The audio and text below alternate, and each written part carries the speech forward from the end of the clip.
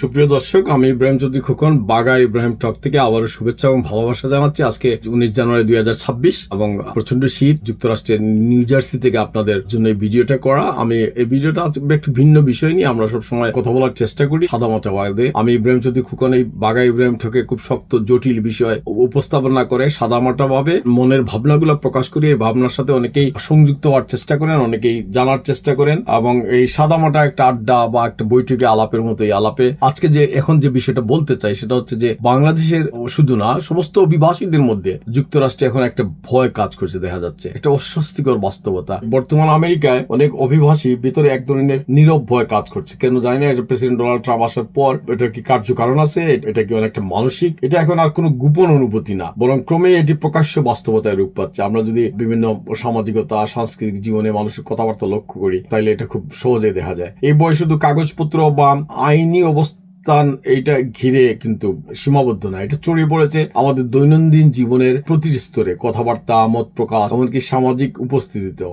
অনেক অভিবাসী কথা বলতে দ্বিধাবোধ করে। আমরা তো 3-4 দশক থেকে আমেরিকা আসি, সেখানে বিজ্ঞান প্রযুক্তির অগ্রগতি দেখলাম, মানুষের মত প্রকাশের বিভিন্ন অবস্থা দেখলাম। গত 10-20 বছর থেকে আমরা বিভিন্ন টক শো, এমনকি আমাদের বাংলা সংবাদ মাধ্যম, বাংলা টিভি, অন্যান্য কমিউনিটির সমস্ত টিভি, এগুলো আগে যেভাবে ডেসপারেটলি বিভিন্ন বিষয়ে কথা বলা হতো এখন আর হচ্ছে না। সামাজিক মাধ্যমে লেখালেখি এগুলো কমে গেছে, সবাই একটু যেন সতর্ক। প্রকাশ্যে সমাবেশ, এগুলো আগে যেভাবে সমাবেশে মানুষ হতেন সেভাবে বেপরা হচ্ছেন না। সাংবাদিকতা, সাহিত্য কিংবা শিল্প, সব জায়গায় এক ধরনের আত্মসংযম, এক ধরনের অদৃশ্য সেন্সর কাজ করছে। আশ্চর্য বিষয় হলো শুধু নতুন বা অনিশ্চিত অবস্থানে থাকা অভিবাসীরাই নয়, আমি বহু বছর থাকা এই দেশে বসবাস করা মানুষ, এমনকি নিজ নিজ ক্ষেত্রে অনেকে লিজেন্ড হিসেবে পরিচিত, তাদেরকেও এখন অনেক বেশি সতর্ক, অনেক বেশি চুপ থাকতে দেখি। আমি ঠিক এটার কোনো কারণ জানি না, ইতিহাস হয়তো এই কারণকে খুঁজে বের করবে। এই ভয় যে কোত্থেকে আসছে এই নিয়ে নানা ব্যাখ্যা থাকতে পারে। কেউ বলবেন রাজনৈতিক ভাষ্য আরো কঠোর হয়ে উঠেছে,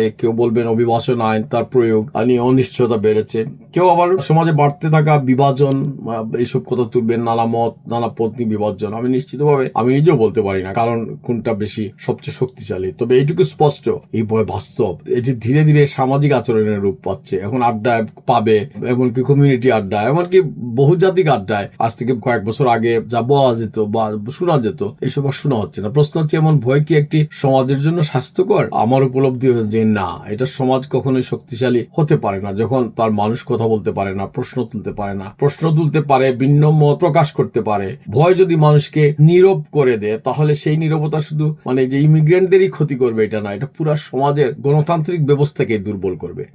মানুষকে প্রশ্ন তুলতে দিতে হবে, মানুষের ভিন্ন প্রকাশ করার সুযোগ দিতে হবে। এই সুযোগটা আমেরিকা সহ উন্নত বিশ্ব যদি নিশ্চিত না করতে পারে তাহলে মানুষ এটা কোথায় খুঁজবে? আমেরিকার ইতিহাস বারবার আমরা মনে করি যে এই দেশ গড়ে উঠেছে অভিবাসীদের কণ্ঠে, তাদের শ্রমে, তাদের স্বপ্নে। যদি আজ সেই কণ্ঠস্বর ধীরে ধীরে স্তব্ধ হয়ে যায় তাহলে আমেরিকা হারাবে নিজের আত্মার একটা অংশ। আমেরিকা যে একটা মুক্ত দেশ, তার আত্মা তো থাকবে না, এই আত্মাটা নষ্ট হবে। তবে আমেরিকার ইতিহাসও এবং নীরবতার উদাহরণ কিন্তু নতুন নয়। আমরা ইতিহাস থেকে জানি, যা একটু বয়স্ক বা ইতিহাস পাঠে জানি, যে 50-এর দশকে যুক্তরাষ্ট্রে এই ধরনের একটি সময় পার করেছে। আমরা যদি মনে রাখি, ইতিহাস পড়ি, যে 70-80-এর দশক আগে, 50-এর দশক আগে, যাকে আমেরিকার ইতিহাসবিদরা ম্যাকার্থিবাদ নামে ওই সময়টাকে চিহ্নিত করেন। সেই সময় সিনেটর জোসেফ ম্যাকার্থির নেতৃত্বে এমন একটা রাজনৈতিক পরিস্থিতির সৃষ্টি হয়েছিল যে সেখানে কমিউনিজমের অভিযোগই ছিল ভয় সৃষ্টির প্রধান অস্ত্র, যে কমিউনিস্টরা চলে আসতেছে। তখন দ্বিতীয় বিশ্বযুদ্ধ পরবর্তী সময়ে কাউকে কমিউনিস্ট হিসাবে ট্যাগ করলে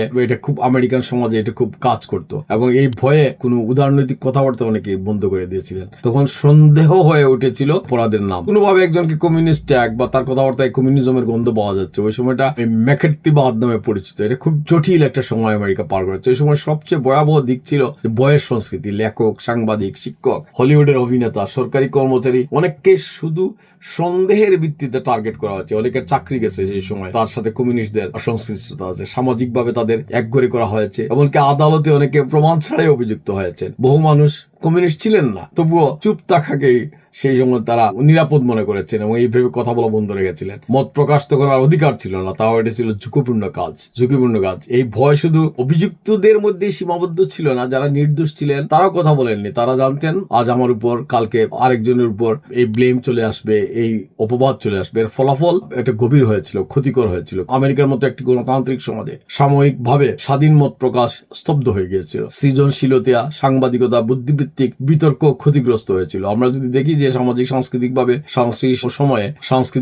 50-এর দশকে যুক্তরাষ্ট্রের খুবই খারাপ সময় পার করেছে। পরবর্তীতে মার্কিন সমাজ ও আদালত স্বীকার করেছে যে ওই সময়টি ছিল স্বাধীনতার জন্য আমেরিকার মুক্ত সমাজের জন্য একটি অস্বাস্থ্যকর অধ্যায়। এই ইতিহাস আজ আমাদের কি ভাবায় আজকের ইতিহাস? কারণ ইতিহাস বলে যখন কোন সমাজে ভয় মানুষকে চুপ করিয়ে দেয়, যখন মানুষ মনে করে নীরব থাকাই বাঁচার একমাত্র উপায়, তখন সেই সমাজ ধীরে ধীরে নৈতিক শক্তি হারাতে শুরু করে। আমেরিকার অভিবাসী সমাজে আজকের যে নীরবতা বিরাজমান, তার সঙ্গে মেকার্থিবাদের সময়কার সেই চুপ করে থাকার মানসিকতার পুরোপুরি মিল হয়তো নেই, কিন্তু একটা সাদৃশ্য পাওয়া যায়। শুধু আর সতর্কবার্তা হিসাবে আমার কেন যেন কথা বলতে গিয়ে এই বিষয়গুলা মনে পড়লো। হয়তো অন্য কোনো পণ্ডিত এটার সাথে ভিন্ন মত পোষণ করবেন। বা সবচেয়ে বিপজ্জনক সময় হলো ভয়ের বিষয়টাকে একদম স্বাভাবিকরণ। এটা ভয়টাই স্বাভাবিক, এটাই স্বাভাবিক, এটাকে মনে করা।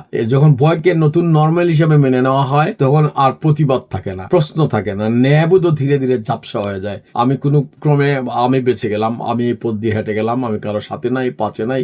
শুনে আমি বাংলাদেশ থেকে আসা মানুষ, আমার তো এগুলো জানা আছে। এগুলো আমরা কখন বলতে পারি, কখন চুপ থেকেছি, কখন। কিন্তু আমেরিকা এসে পরিস্থিতি দেখে আমার বেশ অবাকই লাগতেছে। ইতিহাস বলে এমন নীরবতা কোনো দেশ, কোনো সমাজের জন্য কখনই ভালো কিছু ডেকে আনে না। হয়তো এখনই সময় আবার আমরা কথা বলার, যে যার মতো করে। কথা বলা মানেই এনার্কি সৃষ্টিটা, কথা বলা মানেই আমরা সবকিছুকে অস্বীকার করব, তুড়ি মেরে উড়িয়ে দিব, তাও না। নিখুঁত ভাষায় না হোক, অন্তত সাহসী কণ্ঠে আমাদের কথাগুলো ভালো মন্দ নিয়ে এগুলো উচ্চারণ করা উচিত। কারণ ভয় যদি কথা বলার অধিকার কেড়ে নেয়, তাহলে স্বাধীনতা শেষ পর্যন্ত শুধু একটা শব্দেই পরিণত হয়, বাস্তবে নয়। এবং স্বাধীনতা ছাড়া কে বাঁচতে চায়, এটা তো বাঙালি কবি আগেই বলে গেছেন। শুধু বাঙালি না, সারা পৃথিবীর মানুষের একটা মৌলিক আর্তনাদ। মানুষ সভ্য হয়েছে এবং মানুষ সভ্য এবং স্বাধীনভাবে বাঁচতে চায়। আমি ইব্রাহিম চৌধুরী খোকন, আপনাদের আজকে বাঘাই ইব্রাহিম টকের শেষ লাইন, যে স্বাধীন চেতা হয়ে বেঁচে থাকার জন্য আমাদের লড়াই অব্যাহত থাকবে। সে যেখানেই থাকুন, সে বাংলাদেশেই থাকুন আর আমেরিকায় থাকুন, আপনারাও সেই লড়াইয়ে একজন অংশীজন। আমার ইব্রাহিম চৌধুরী খোকন